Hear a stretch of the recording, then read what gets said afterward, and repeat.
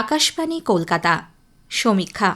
শিরোনাম: লজ্জা দিয়ে শেষ হল মাধ্যমিক। লিখেছেন সন্দীপন দাশগুপ্ত।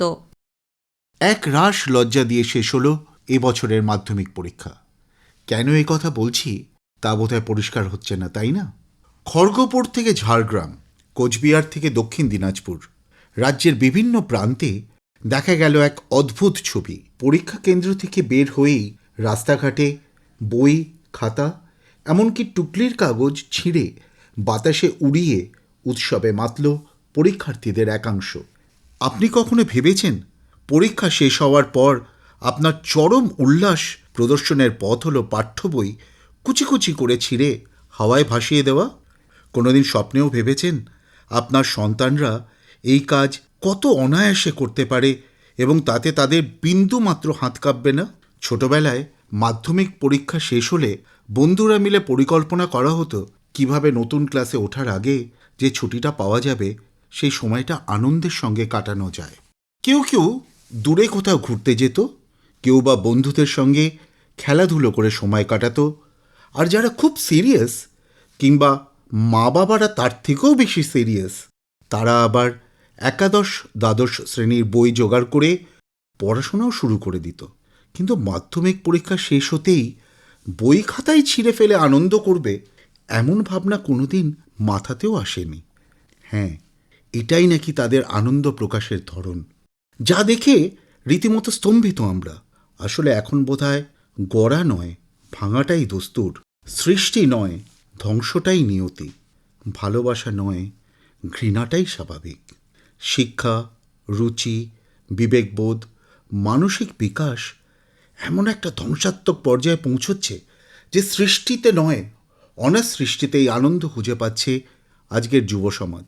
মাধ্যমিক পরীক্ষা শেষ হতেই বইপত্র ছিঁড়ে ফেলছে পরীক্ষার্থীরা।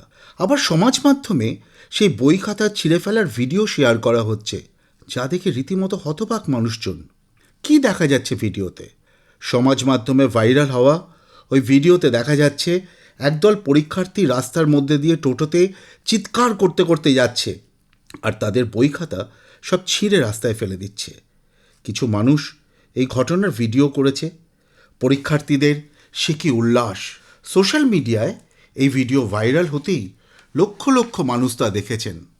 পরীক্ষার্থীদের এই আচরণে তারা ক্ষুব্ধ, বীতশ্রদ্ধ। অধিকাংশ মানুষ এর তীব্র নিন্দা করেছেন। আমাদের শেখানো হয়েছিল বই খাতা, পেন, পেন্সিল পায়ে ঠেকলে প্রণাম করতে হয়। খাতা বই যত্ন করে রেখে দিতে হয় যাতে যাদের প্রয়োজন তাদের কাজে লাগে। বেশি পেনের দাগও দিতে নেই যাতে যে নেবে তার অসুবিধা না হয়। খবরে প্রকাশ, এত পরিমাণ বই খাতা ছিঁড়ে ফেলা হয়েছে যে এক একটা রাস্তা সাদা হয়ে গেছে। এই প্রজন্মকে দেখলে লজ্জা ও ভয় দুটোই হয়।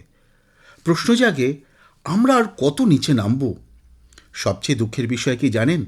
সেটা হলো ঘটনাটি নিয়ে রাজনৈতিক নেতা নেত্রীদের একেবারে চুপ করে থাকা। যারা কাকভোর থেকে শুরু করে রাতভোর কথা বলেন, তারা মুখে কুলু পেটে বসে আছেন।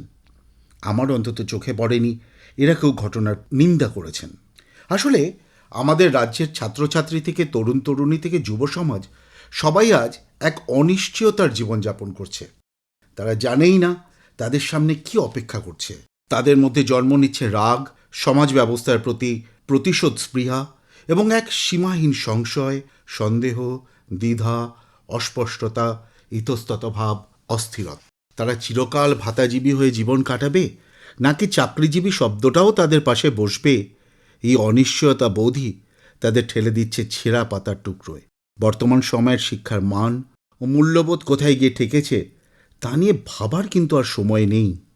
উদযাপন সীমা শেখাতে আমরাই হয়তো কোথাও ব্যর্থ হয়েছি। সুতরাং এই ব্যর্থতা শুধু তাদের নয়, আমাদের সবার। সমীক্ষা শেষ হল। এটি লিখেছেন সন্দীপন দাশগুপ্ত।